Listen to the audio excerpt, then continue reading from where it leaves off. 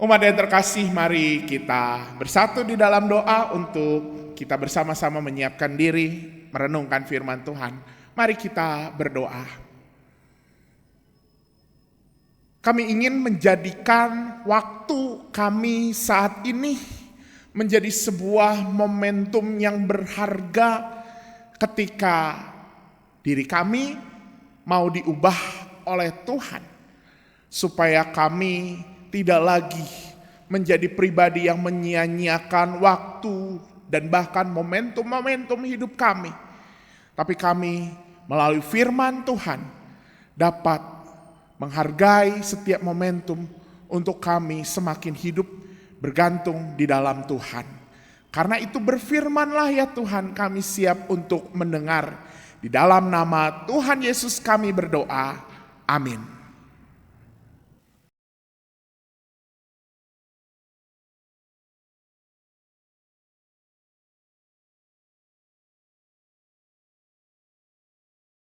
Bacaan pertama dari Yunus 3 ayat yang pertama sampai dengan 5, dilanjut ayat yang ke-10.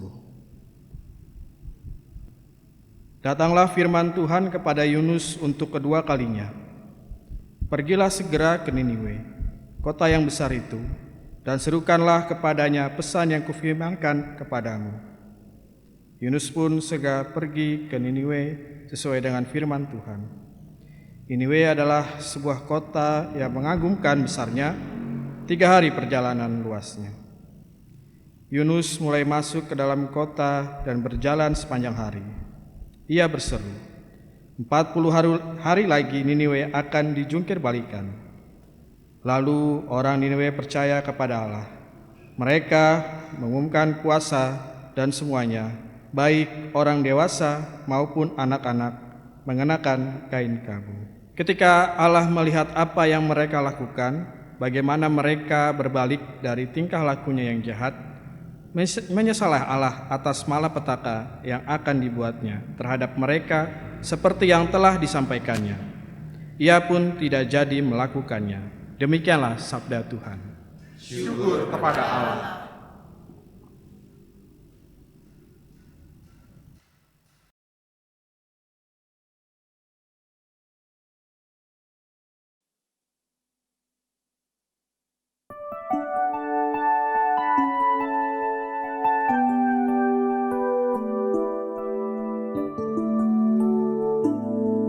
Hanya dekat Allah saja kiranya ku tenang, sebab daripadanya harapanku. Hanya Dialah gunung batuku dan keselamatanku, kota bentengku, ku tak akan goyah. Hanya dekat Allah saja kiranya ku tenang, sebab daripadanya harapanku. Hanya Dialah gunung batuku dan keselamatanku, kota bentengku, ku tak akan goyah.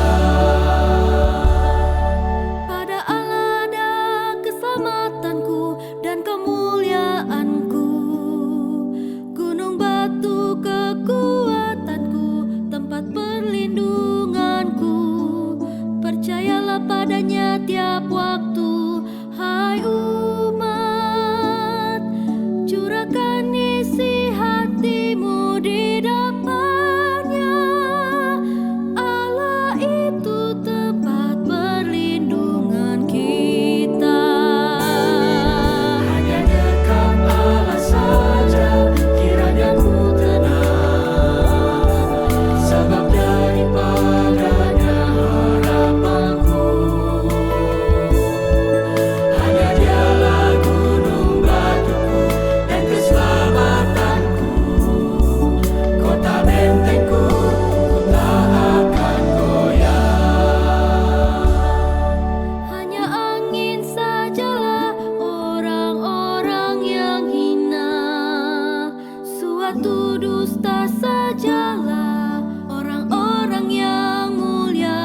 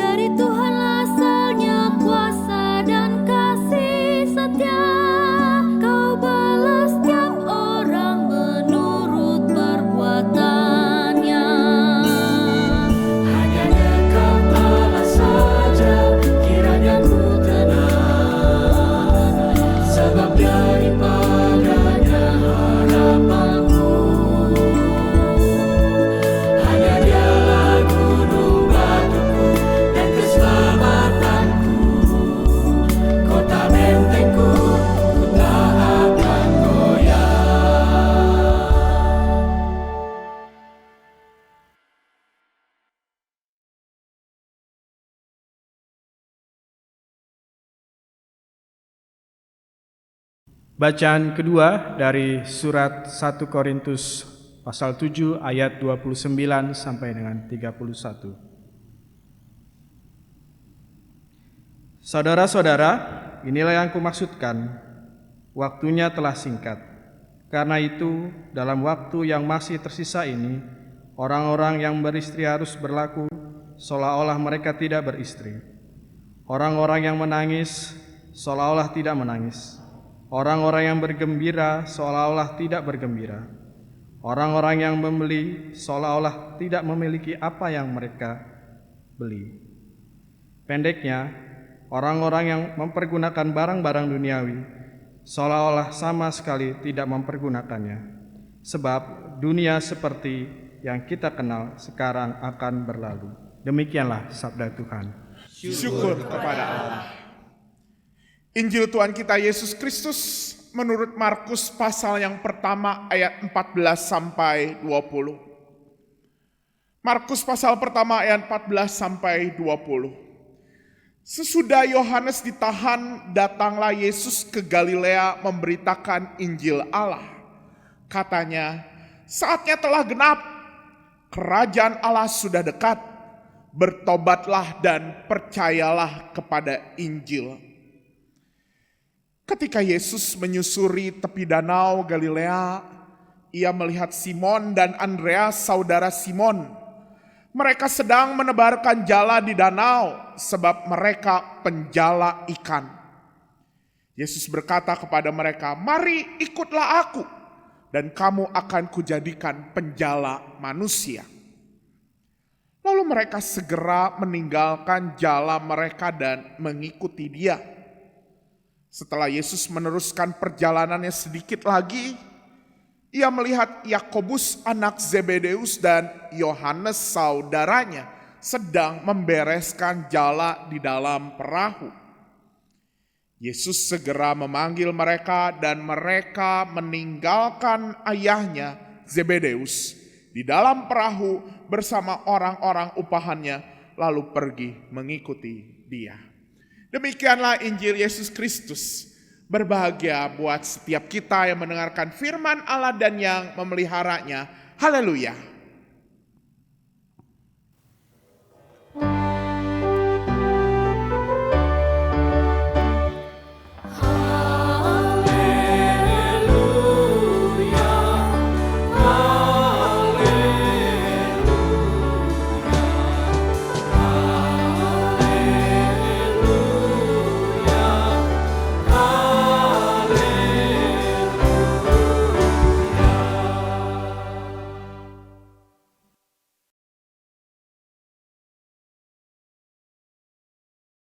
Rekan-rekan terkasih, saat mendengar tema menangkap momentum hidup, saya langsung teringat dengan sebuah gaya hidup yang tampaknya sedang digandrungi oleh kaum muda, seperti saya dan teman-teman nih muda-muda gitu ya. Yang cukup terkenal lah satu dekade terakhir ini, gaya hidup YOLO.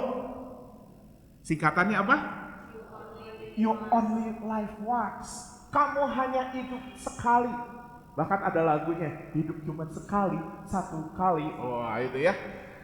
Dan gaya hidup seperti ini tampaknya menjadi sebuah hal yang diminati. Karena apa? Dengan gaya hidup ini, dengan memikirkan bahwa hidup kita cuma satu kali, jangan sampai kita kehilangan momentum untuk menikmati hidup. Mumpung masih muda, ayo main sepuas-puasnya. Mumpung masih ada segalanya, yuk punya tabungan, kita pergi liburan. Mumpung masih ada momentum. Dampak positif dari gaya hidup YOLO tentu saja semakin banyak orang memiliki pengalaman. Ada pengalaman-pengalaman baru yang didapat. Orang tidak lagi takut untuk bereksperimen, untuk punya pengalaman. Tapi kalau kita baca di Google ataupun di media-media sosial, tampaknya gaya hidup YOLO ini juga punya dampak negatifnya. Hidup jadi konsumtif. tabungan, nggak ada lagi kantong bolong. Dan bahkan banyak juga yang kemudian menjadikan gaya hidup YOLO ini membuat hidup ini seolah tidak lagi punya koridor, tidak lagi punya pegangan hidup. Banyak yang kemudian terjadi pada sebuah pergaulan yang bebas sebebas-bebasnya karena sekadar untuk apa? Menikmati waktu ini nggak akan ada muncul lagi. Rekan-rekan, YOLO memang menjadi prinsip dan gaya hidup dari orang-orang yang tidak mau ketinggalan, tidak mau melewatkan. Kalau bahasa tema hari ini, tidak mau ketinggalan untuk menangkap momentum hidup. Tapi saya yakin, tampaknya menangkap momentum hidup dengan gaya YOLO seperti ini, rasanya bukanlah pilihan, bukanlah cara yang arif dan bijaksana. Apalagi tadi kita melihat lebih banyak dampak negatifnya. Karena itu rekan-rekan, di dalam perenungan kita pada minggu ini mumpung masih minggu ketiga di tahun 2024, supaya tahun 2024 ini tidak kehilangan momentum buat kita. Hari ini kita sama-sama diingatkan, hari ini kita sama-sama diajak untuk belajar bagaimana menangkap momentum hidup berdasarkan firman Tuhan.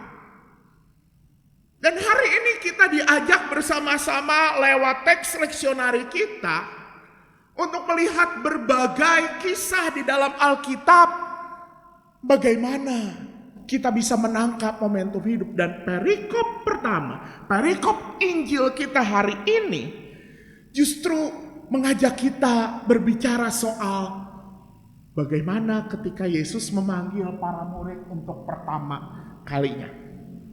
Wah, rekan-rekan, mungkin kita langsung berpikir gitu, apakah dengan demikian yang diartikan momentum hidup adalah jadi pengikut Kristus terus, dalam artian jadi pelayan gerejawi atau jadi penatua? Oh, itu ya. Nih, momen-momen saat ini biasa di GKI lagi pemilihan penatua. Wah, apakah ini menjadi panggilan buat saudara-saudara, rekan-rekan yang lagi dipanggil, lagi dilawat? Oh iya, jangan sampai kehilangan momentum. Kok khotbahnya ini banget ya, langsung menuju banget. Atau justru ini juga menjadi panggilan untuk kita menjadi pelayan gereja, pelayan Tuhan yang full timer alias pendeta. Mumpung di GKI baru kemarin ada tes gelombang 1 untuk menjadi mahasiswa teologi. Mumpung masih ada gelombang kedua, jangan kehilangan momentum. Apakah iya khotbah hari ini mau mengajak kita seperti itu? Rekan-rekan yang terkasih, kalau kita perhatikan bacaan Injil kita hari ini, sebelum Yesus memanggil para murid, penulis Injil Markus memasukkan dulu 2 ayat yang menceritakan, 2 ayat yang ada di ayat 14 sampai 15, di mana ayat ini menyatakan tentang pertama kali Yesus berkarya di dunia. Ibarat sebuah pagelaran teatrikal, 2 ayat ini bagaikan narator dari pagelaran tersebut, narator dari teater tersebut, untuk menyatakan sinopsis. Inilah Tuhan Yesus yang kisahnya mau diceritakan. Inilah Yesus. Inilah semua karya Yesus yang kesimpulannya ada di ayat 15. Karya Yesus, karya yang mengundang manusia untuk bertobatlah dan percayalah kepada Injil. Dari 2 ayat ini kita bisa menangkap bahwa inilah yang menjadi DNA dari karya Yesus di dunia. Dalam segala kisah pelayanannya, dalam segala karya pelayanannya, dalam segala gerak-geriknya, bahkan penulis Injil Markus ingin mengatakan ini semua adalah undangan untuk bertobat dan percaya kepada Injil. Termasuk ketika kita baca teks hari ini. Ketika Yesus memanggil murid-murid pertama, itu juga merupakan bagian ketika Yesus memanggil manusia untuk bertobat dan percaya pada Injil. Minggu depan kita akan bahas tentang teks tentang bagaimana Yesus mengajar ibadah di dalam Kapernaum. Sama. Itu juga merupakan ada dalam rangka Yesus mengajak bertobat dan percaya pada Injil. Maka dari refleksi ini, kita dapat menyimpulkan bahwa di dalam firman Tuhan, momentum hidup itu diartikan sebagai kesempatan kita bertobat dan percaya kepada Injil. Rekan-rekan, ini poin pertama dari perenungan kita hari ini. Ketika kita bicara soal momentum hidup, apa yang kita maksud dengan momentum hidup? Ini bukan sekadar momentum hidup, ini momentum hidup untuk kita mulai investasi. Wah, gitu ya. Atau ini momentum hidup untuk apa? Wah, gebetan lagi deket nih. Ini saatnya menyiapkan senapan untuk menembak dia. Wah. Bukan sekadar momentum hidup itu, tapi ketika kita menemukan dan mengalami ada sebuah momentum hidup, maka itu adalah kesempatan untuk kita menyadari bahwa apakah ini memang menjadi sebuah panggilan untuk bertobat dan panggilan untuk kita percaya pada Injil. Apakah ketika kita diperhadapkan dengan setiap pilihan yang ada, dengan setiap alternatif yang ada, diperhadapkan dengan berbagai keputusan yang ada, apakah kita juga memang melihat ketika kita mau mengambil keputusan pilihan supaya ini menjadi sebuah momentum hidup, apakah kita juga mempertimbangkan bahwa pilihan yang kita ambil, keputusan yang kita buat, itu semata-mata membuat kita bertobat? Arti bertobat apa? Artinya semakin dekat dengan Kristus dan bahkan percaya pada kabar Injil itu sendiri. Rekan-rekan, saya sering ngobrol sama beberapa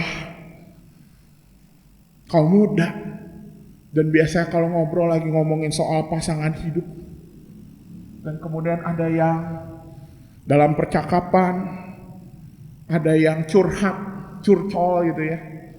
Wah, lagi bergumul nih kok tentang pasangan hidup, bener gak ya? Ini kayak momentumnya pas nih untuk menyatakan aku jatuh cinta padanya, tapi kok dia nih berbeda. Mungkin berbeda keyakinan, tapi mungkin ini jawaban Tuhan kok. Karena selama ini aku berdoa dan beneran nih, ini sesuai dengan apa yang aku doakan. Kadang jadi susah ya jawabannya apa, tapi di dalam setiap momen seperti itu saya sering kemudian menjawab satu pertanyaan yang kemudian saya ajukan kepada mereka untuk mengajak mereka bergumul. Kalau memang kamu meyakini ini jawaban dari Tuhan, kalau memang kamu melihat ini momentum hidup yang telah dipersiapkan oleh Tuhan, apakah dia semakin mendekatkan kamu dengan Tuhan? Nah, jadi rekan-rekan muda kalau lagi ada galau, nunggu jawaban, atau mau menembak seseorang gitu ya, yakinilah apakah memang ini benar-benar menjadi momentum hidup ketika yang kita pilih, yang kita terima, Yesus semakin mendekatkan kita pada Tuhan. Membuat kita ada di dalam hidup dalam pertobatan itu semakin percaya pada Injil, semakin menolong kita mengalami transformasi diri. Tapi kita juga perlu hati-hati. Di sisi lain jangan cepat berbangga diri kemudian, wah saya sih udah berhasil menangkap momentum hidup itu. Punya pasangan yang sama keyakinan, wah ini pas. Saya udah berhasil menangkap momentum itu, saya udah terlibat aktif di dalam pelayanan, berbagai pelayanan. Hati-hati. Bisa jadi hal yang kita anggap sebagai momentum tadi itu juga bukan lagi menjadi Momentum hidup yang membawa kita pada pertobatan dan kepercayaan pada Injil. Ketika kita hanya melayani berdasarkan hobi kita. Kalau pelayanan yang gak sesuai dengan maunya kita gak mau. Kalau pelayanan ini justru mendorong kita untuk melakukan yang hal baru, kita langsung undur. Bukankah sikap seperti itu hanya membuat kita melayani, menggantungkan diri hanya pada kemampuan diri, bukan menggantungkan diri pada Allah, bukan percaya pada Injil itu sendiri. Maka rekan-rekan, ini yang pertama, ketika kita mau menangkap momentum hidup, dan bahkan ketika kita merasa saya sudah berhasil menangkap momentum hidup, periksalah, ujilah, apakah yang kita anggap sebagai momentum hidup itu sudah semakin mendekatkan diri kita pada Tuhan, membawa kita dalam pertobatan dan bahkan percaya pada Injil. Itulah poin yang pertama. Lalu berikutnya, saudara-saudara, rekan-rekan, apa yang menjadi poin kedua dari refleksi kita hari ini? Kalau tadi kita memperhatikan bahwa yang disebut momentum hidup sesungguhnya adalah kesempatan untuk kita mengalami pertobatan dan percaya pada Injil. Maka semestinya momentum itu hadir setiap saat, bukan hanya pada momentum-momentum tertentu, momentum-momentum yang kita anggap inilah pokoknya pas-pasnya. Harusnya kalau memang itu menjadi sebuah undangan kita untuk mengalami pertobatan dan percaya pada Injil, momentum itu hadir dalam berbagai kesempatan. Kadangkala ada momentum yang hadir memang ketika kita mendengar khotbah lalu, inilah waktunya kita untuk bertobat. Ada kalanya momentum itu hadir waktu apa? Anggota jemaat ada yang pernah bercerita, dia mau mengatakan no untuk pelayanan, tapi tiba-tiba ngelihat video di Instagram. Dan akhirnya itu menjadi momentum dia untuk berbalik dan mengatakan, ya saya siap untuk melayani. Mungkin momentum itu juga hadir kadangkala ketika kita lagi berdiam seorang diri, lagi galau, lagi patah hati, bisa jadi momentum itu juga ada. Dan ini yang digambarkan di dalam Injil. Momentum Simon Petrus dan Andreas waktu menebarkan jala. Yakobus sama Yohanes lagi ngapain? Lagi ngeberesin jala. Dan kalau kita melihat kisah-kisah pemanggilan murid lainnya, ada berbagai situasi lain yang menjadi momentum pemanggilan mereka. Maka ini poin kedua, poin refleksi kedua pada ibadah kita hari ini. Momentum hidup dapat hadir kapan saja, di mana saja, dan bahkan dalam rupa apa saja. Karena itu hati-hati ketika kita ada waktu lalu kita bilang, belum momentumnya nih. Ini belum. Mungkin kalau ngomongin pelayanan gitu, belum momentumnya, sekarang kerjaan masih baru. Kalau ngomongin kita memilih sesuatu, memilih pasangan, belum momentumnya nih. Kayaknya tanda-tanda dari si dia belum ada, hati-hati ntar malah ditikung. Kelewatan momentum. Orang yang selalu mencari momentum malah kehilangan momentum untuk merasakan sapaan dan kasih sayang Tuhan. Orang yang hidupnya hanya untuk selalu mencari momentum malah kehilangan momentum itu sendiri. Surat Korintus sudah mengatakan kepada kita semua akan berlalu kalau kita hanya terpaku pada apa yang kita punya, apa yang melekat dalam diri kita. Oleh karena itu jangan sia-siakan hidup yang kita jalani. Jangan sia-siakan episode kehidupan yang sedang kita hadapi. Jangan sia-siakan puzzle kehidupan yang sedang kita pegang. Bisa jadi sebenarnya itu adalah momentum yang telah Tuhan persiapkan. Tapi kita merasa ini bukan momentum saya, karena apa? Situasi ini masih jauh dari apa yang saya bayangkan. Situasi ini masih jauh dari apa yang saya mimpikan. Ini poin yang kedua. Dan saudara-saudara, rekan-rekan, ketika kita merefleksikan dua hal ini, akhirnya kita pun menyadari ternyata bicara soal menangkap momentum hidup, ini bukan sekadar bicara ketika kita memakai waktu yang terbatas. Ini bukan sekadar ketika kita menggunakan waktu yang kita miliki yang sempit ini untuk melakukan segala sesuatu yang kita inginkan, bukan sekadar itu. Tapi dari dua refleksi yang tadi kita sudah sama-sama hayati. Ternyata momentum ini adalah sesuatu yang terjadi ketika kita memberi makna terhadap waktu yang ada. Ketika kita memberi makna terhadap peristiwa hidup yang kita jalani.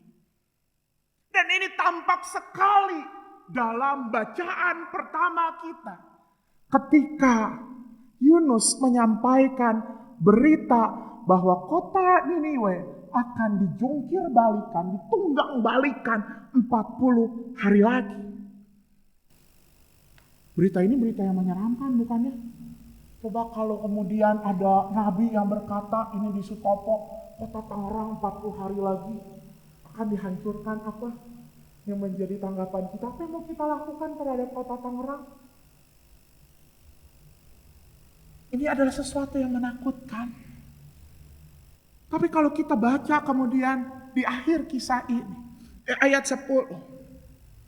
Berita yang menakutkan ini justru malah menjadi kabar baik bagi orang Niniwe. Karena apa? Oleh karena berita tentang waktu yang tersisa itu, Niniwe kemudian memaknai sebagai, oh inilah waktu yang Tuhan berikan untuk kami bertobat. Dan akhirnya malah menjadi sebuah berita baik ketika Niniwe mendapatkan rahmat Tuhan, diampuni. Niniwe berhasil memberi makna terhadap waktu yang ada. Niniwe berhasil menjadikan sebuah peristiwa yang menyeramkan sekalipun menjadi sebuah momentum hidup saat dia menggunakannya untuk bertobat. Maka inilah refleksi kita ketiga.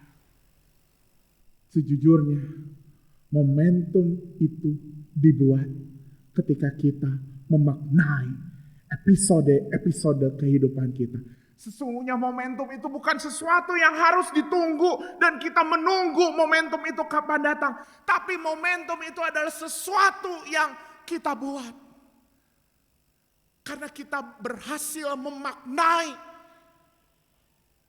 waktu yang Tuhan berikan dan akhirnya mengubah waktu-waktu di masa depan menjadi sebuah perayaan akan kasih anugerah Allah. Rekan-rekan dan saudara-saudara, mari kita juga melihat momentum hidup seperti itu. Menjadi sebuah momentum yang dibuat. Kalau dalam konsep Yunani ada kronos dan kairos. Kronos itu hanya melihat waktu sebagai sesuatu yang berlalu secara kronologis. Tapi kairos adalah ketika memberikan makna arti terhadap waktu yang dilewati. Maka panggilan kita adalah mari kita memaknai waktu bukan sekadar kronos. Tapi mari kita memaknai waktu secara kairos. Memberi makna supaya apa? Supaya kemudian kronos kita, waktu-waktu yang terbatas kita pun menjadi sebuah momentum-momentum lain yang ada. Dan ini yang gak ada di gaya hidup YOLO tadi. Hanya melihat inilah momentum hidup. Ya udah dipuas-puasin di waktu yang terbatas ini. Tanpa kemudian akhirnya memberi makna dan melanjutkan makna itu, kebaikan itu di hari-hari mendatang. Saya sesungguhnya bersyukur karena banyak orang saat ini sudah melek yang namanya investasi.